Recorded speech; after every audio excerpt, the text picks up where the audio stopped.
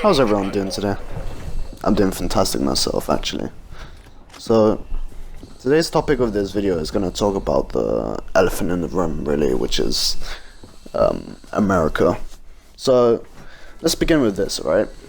It's a complete mess over there. So, these past few months of quarantine protests and the revival of the Black Lives Matter protests have made America seem like a shit show, really, to the rest of the world. So, let me start out by saying rest in peace George Floyd. So what the white policeman, his name was Derek Chauvin, so what he did to Floyd was unjust and he really should be receiving a life sentence. And also the other policemen that watched on as Floyd was dying should also be receiving a life sentence too. And I also did hear that Derek Chauvin actually got arrested for third-degree murder, which is insane, and I think that he should really be getting arrested for second or at least first-degree murder, because that was honestly deliberate. I also want to say that the peaceful protests that are happening all around America and also around the UK as well, notably not London, that's okay, you know. I encourage everyone who's watching this video should really go support as much as you can as well.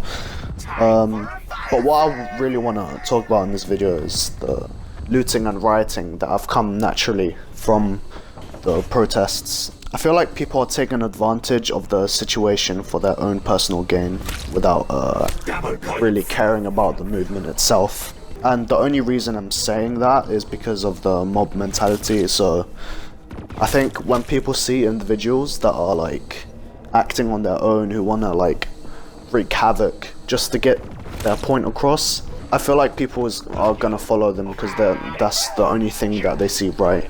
And I also feel like rioting and looting also shouldn't be a thing, because the media will group up these scumbags for peaceful protesters really who devote themselves to fighting for the movement. Also, I know that some people may argue that peaceful protests like aren't working anymore, but honestly, like, what was rioting ever like brought on? Like, has it ever worked really? Like, from what I was taught, no, I don't think so. I mean, has the Black Panther movement, like, which was militarized really, it was the military side of the Black Civil Rights movement in the 60s. I mean, has that ever brought a good name to the civil rights when it was at its peak? I mean, I don't think so. I think the media around then was focusing on more towards the military side and how violent the Black Civil Rights movement was then. Also, I'm not surprised that people like Jake Paul, who is the epitome of cancer itself, is also joining in on the action really by recording his rioting and looting to his kid audience. I mean, I'm not surprised by his retardation these days, because, I mean, we've seen this before with him, like, annoying his neighbors, obviously, in his backyard, with him saying fire the chairs, or... Okay, let's just move on, because it's gonna give me a brain hemorrhage just talking about this guy, but... anyways. So, I also want to talk about the people's reactions on the retaliation of police.